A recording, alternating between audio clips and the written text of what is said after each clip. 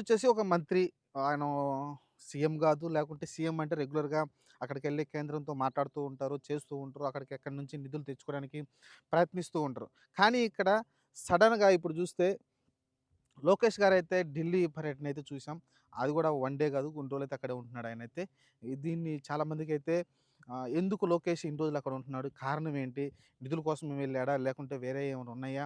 చాలామందైతే వాళ్ళ వాళ్ళ అభిప్రాయాలైతే చెప్తూ ఉన్నారు. కానీ నా అభిప్రాయం ఏంటంటే లోకేష్‌ని ఫ్యూచర్ స్టార్‌గా లేకుంటే ఫ్యూచర్ ఆంధ్ర టీడీపీకి సంబంధించి సీఎం క్యాండిడేట్‌గా అయితే డిక్లరేషన్ చేసినట్టయితే నాకైతే అనిపిస్తుంది. ఎందుకంటే ఆల్రెడీ మనం మాట్లాడుకున్నాం చంద్రబాబు ఏజీ దృష్ట్యా చూసుకుంటే కష్టం. నెక్స్ట్ టర్మ్ అనేది చాలా కష్టం. 100% కష్టం.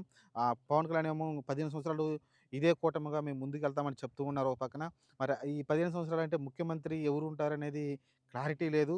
అది చంద్రబాబు నాయుడుకి, పవన్ కళ్యాణ్‌కి, లోకేష్‌కి మాత్రమే తెలుసు. ఫ్యూచర్‌లో పవన్ కళ్యాణ్‌కి సీఎం ఇస్తారా లేదనేది చాలా విషయాలు పక్కన పెట్టేస్తే. కానీ లోకేష్ ఢిల్లీ పర్యటన అనేది అక్కడికెళ్ళి ఐటీ శాఖ మంత్రిని కలిసారు. ఎందుకంటే ఆయన ఐటీ శాఖ కాబట్టి ఐటీ మంత్రిగా ఉన్నాడు ఇక్కడ ఆంధ్రప్రదేశ్‌కి. మరి దానికి సంబంధించి కలిసాడనుకుంటే మిగతా రైల్వే శాఖకు సంబంధించి కావచ్చు, మిగతా కొంతమంది మంత్రుల్ని, కేంద్ర మంత్రుల్ని కలవడం కావచ్చు, చాలా జరుగుతా వస్తున్నాయి. అంటే ఏంటి? ఒక ముఖ్యమంత్రి చేయాల్సిన పనులన్నీ లోకేష్ ఎళ్లి అక్కడికెళ్ళి చేస్తున్నాడంటే ఫ్యూచర్‌లో ఖచ్చితంగా ఇప్పుడున్న బీజేపీ ప్రభుత్వానికి గావచ్చు, లేకుంటే ఎన్‌డీఏ ప్రభుత్వానికి గావచ్చు, క్లియర్‌గా చెప్తున్నారు. నెక్స్ట్ ఆంధ్రప్రదేశ్ సీఎమ్ము లేకుంటే ఆంధ్రప్రదేశ్ ఫ్యూచర్‌లో ఆహ్, సీఎం క్యాండిడేట్‌గా లోకేష్ ఉండబోతున్నాడనైతే క్లియర్‌గా ఇండికేషన్ అయితే ఇస్తుంది. అలానే మనకు తెలిసిందే బీజేపీ వారసత్వ రాజకీయాలకి ఎగనెస్ట్‌గా ఉంటుంది. కానీ ప్రాంతీయ పార్టీల్లో వారసత్వం అనేది ఖచ్చితంగా ఉండాలి. వారసత్వం లేకపోతే ఆ పార్టీని పట్టించుకోరు. అది మనకు క్లియర్‌గా కొన్ని పార్టీల్లో మనం చూసాం. ఒక జయలలిత గావచ్చు, ఇప్పుడు జయలలిత పార్టీ ఏమైపోయిందో చూసాం. అన్నా డీఎంకే ఏమైపోయిందో చూసాం గదా!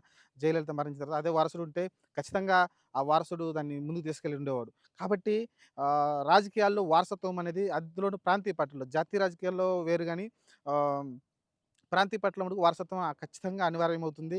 ఎందుకంటే వారసత్వాన్ని అంగీకరించినట్టుగా మిగతా వాళ్ళని అంగీకరించలేరు. ఇప్పుడు అన్నాడీఎంకే పరిస్థితి చూసాం కదా! తమిళనాడులో వారసుడు లేకపోయేసరికి ఆ పార్టీ చిన్నాభిన్నమైపోయింది. అదేవిధంగా ఇక్కడ ముందుగానే అయితే ఏందంటే దీపం ఉండగానే చక్కబెట్టుకునే విధంగా అయితే చంద్రబాబు నాయుడు అయితే పావులైతే కదుపుతూ ఉన్నాడు. మనం రీసెంట్‌గానే చూసాం, మనం మాట్లాడుకున్నాం. లోకేష్‌ని సీఎం లేక డిప్యూటీ సీఎం చేయాలి అని స్టేజ్ పైనే మన ఆహ్, చంద్రబాబు పక్కన కూర్చునగానే కొంతమంది మంత్రులు కావచ్చు, కొంతమంది ఎమ్మెల్యే కావచ్చు, ఎమ్మెల్సీలు కావచ్చు ఆహ్, చెప్పడం చూసాం మనమైతే స్టేజ్‌ల పైన లేకుంటే బయట బహిరంగ ప్రకటనలు కూడా చేయడం చూసాం. అలానే ఏదైతే వర్మ ఉన్నాడో పిఠాపురం ఎమ్మెల్యే సీట్ ఆశించి పవన్ కళ్యాణ్‌కి త్యాగం చేశారో ఆయన కూడా మేము ఆశించడంలో తప్పేముంది, తీసుకోవడంలో తప్పేముందనైతే అతను కూడా అనడం చూసాం. ఇలా రకరకాలుగా అయితే చిన్న చిన్నంగా అయితే ఆహ్, లోకేష్‌నైతే సీఎం సీట్‌లో కూర్చోబెట్టాలనైతే నాకు తెలిసి ఈ 5 సంవత్సరాల కాలంలోనే లోకేష్‌ని సీఎం సీట్‌లో కూర్చోబెట్టే ప్రయత్నాలైతే జరుగుతున్నట్టయితే క్లియర్‌గా అర్థమవుతా ఉంది నాకైతే. చూడాలి. ప్రస్తుతం అయితే ఆయన ఢిల్లీ టూర్ అనేది చాలా ప్రాధాన్యత సంతరించుకుంది. ఎందుకంటే మంత్రులు చాలామంది ఉన్నారు గదా! ఇప్పుడు చాలామంది ఇప్పుడు హోంమంత్రి ఉన్నారు మన అనిత గారు. మరి ఆమె ఇప్పుడే ఢిల్లీకెళ్ళి ఇంతమందిని వాళ్ళైతే కలవలేదు గదా! ఆర్థిక మంత్రి అంటే ఆయన రెగ్యులర్‌గా, ఎందుకంటే మన రాష్ట్రానికి సంబంధించిన అన్ని నిధులు ఆయన సమకూర్చాలి గాబట్టి, ఏ డబ్బులు ఎక్కడి నుంచి రావాలి గాబట్టి, అతను ఎళ్ళడంలో ఒక విషయం ఉంటది గానీ, ఇక్కడ లోకేష్ ఎళ్లి ఒక ఐటీ శాఖకు సంబంధించి లేకుంటే ఒక, ఒక మంత్రి ఇంతకుముందు ఎప్పుడు చూడలేదుగా మనం. ఇన్నెళ్లి ఇన్ని పనులు, ఇన్ని కార్యకలాపాలు కేంద్రంలో చూసుకోవడం అంటే ఖచ్చితంగా ఇది లోకేష్‌ని ఫ్యూచర్‌లో సీఎం సీట్‌లో కూర్చోబెట్టబోతున్నారనేది క్లియర్‌గా అర్థమవుతుంది. ఇది 4 సంవత్సరాల్లో చేస్తారా? లేకుంటే నెక్స్ట్ ఎలక్షన్‌లో సీఎం క్యాండిడేట్‌గా ముందుకు తీసుకెళ్తారనేది క్లారిటీ అయితే లేదు. నాకు తెలిసి ఈయన దిగిపోయేలోపు ఒకసారైతే సీఎం చేసే అవకాశం అయితే కనిపిస్తుంది, పవన్ కళ్యాణ్‌ని ఒప్పించి మరి. నేననుకుంటున్నాను. ఎందుకంటే లాస్ట్ 1 ఇయర్, 2 ఇయర్స్‌లో ఇస్తే నెక్స్ట్ ఈయన పరిపాలన చూసినోళ్ళు నెక్స్ట్ నా పరిపాలన చూసారు కదా! నాకు ఇంకొక అవకాశం ఇవ్వడానికైతే ఛాన్స్ ఇవ్వండి అని అయితే అడగడానికైతే అవకాశం ఉంటుంది. చూద్దాం మరి.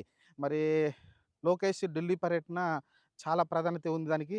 దాన్ని మనం డీప్‌గా ఆలోచిస్తే ఈ విధంగా అయితే ఈ కోణంలో అయితే మనకైతే అర్థమవుతుంది. ఆయనేదో చిన్నగా ఎళ్లి అక్కడికెళ్ళి నిధులు తీసుకొచ్చడం కాదు. ఫ్యూచర్‌లో ఎందుకంటే అప్పుడు తెలిసిందే గదా! ఇప్పుడు కేంద్రంతో సన్నిహితంగా అన్నీ ఉంటే రేపొద్దున ఆయన సీఎం అయినా, లేకుంటే ప్రతిపక్షంలో ఉన్నా, అధికార పక్షంలో ఉన్నా చాలా ఈజీ అవుతుంది గాబట్టి ముందుగానే చంద్రబాబు నాయుడు గారు ఆలోచించి లోకేష్‌నైతే ముందు పెట్టి ఈ పనులైతే జరపడం చూస్తున్నాం. చూద్దాం మరి, ఫ్యూచరే డిసైడ్ చేస్తుంది. అతను సీఎం అవుతాడా? లేకుంటే పవన్ కళ్యాణ్‌కి దానికి అడ్డుపడతాడా? లేకుంటే పవన్ కళ్యాణ్ సమర్థతతోనే, లేకుంటే అతని ఆహ్వానంతోనే అతను కూడా సీఎం అవుతాడో చూద్దాం మరి. ప్రస్తుతానికి చాలా చర్చనీయాంశంగా మారింది లోకేష్ ఢిల్లీ పర్యటన.